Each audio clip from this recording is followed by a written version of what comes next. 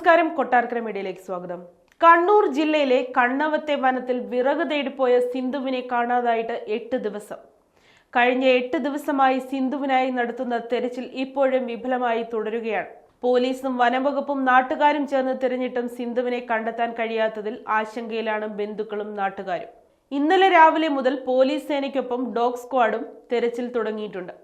തെരച്ചിലിനായി ഇവരോടൊപ്പം 16 വനംവകുപ്പ് ഉദ്യോഗസ്ഥരുമുണ്ട്.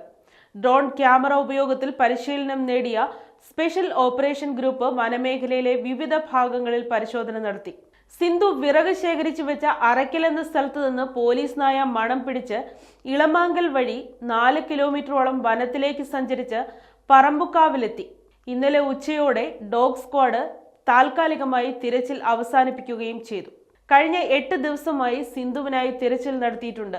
കണ്ടെത്താൻ സാധിക്കാത്തതിനാൽ കാടുകളിൽ പ്രത്യേക പരിശീലനം നേടിയ സായുധ പോലീസ് സേന ഉടൻ തിരച്ചിൽ ആരംഭിക്കുമെന്ന് കണ്ണവം ഇൻസ്പെക്ടർ KV ഉമേഷ് പറഞ്ഞു. കണ്ണവം ഉന്നതിയിലെ 40-കാരിയായ സിന്ധുവിനെ ഡിസംബർ 31 മുതലാണ് കാണാതായത്. അറയ്ക്കൽ ഭാഗത്ത് ഇവരെ കണ്ടവരുണ്ട്. ശേഖരിച്ച വിറവുകൾ കെട്ടിവെച്ചതും കണ്ടെത്തി. എന്നാൽ പിന്നീട് സിന്ധുവിനെ കുറിച്ച് വിവരമില്ല. സിന്ധു ചെറിയ മാനസികാസ്വാസ്ഥ്യം പ്രകടിപ്പിക്കാറുണ്ടെന്നും മുൻപ് ഒരു ദിവസം മുഴുവൻ കാട്ടിൽ കഴിഞ്ഞിട്ടുണ്ടെന്നും നാട്ടുകാർ പറയുന്നുണ്ട്. വിവാഹിതയാണെങ്കിലും ഭർത്താവ് കൂടെയില്ല. അച്ഛന്റെയും അമ്മയുടെയും കൂടെയായിരുന്നു സിന്ധുവിന്റെ താമസം. പിന്നീട് തൊട്ടടുത്ത് തന്നെ സ്വന്തമായി ചെറിയ കുടിലുണ്ടാക്കി അതിലേക്ക് താമസം മാറ്റി. അധികം ആരോടും സംസാരിക്കാത്ത പ്രകൃതമായിരുന്നു സിന്ധുവിൻ്റേത്. ഇവർ പലപ്പോഴും കാട്ടിൽ ഒറ്റയ്ക്ക് പോകാറുണ്ട്.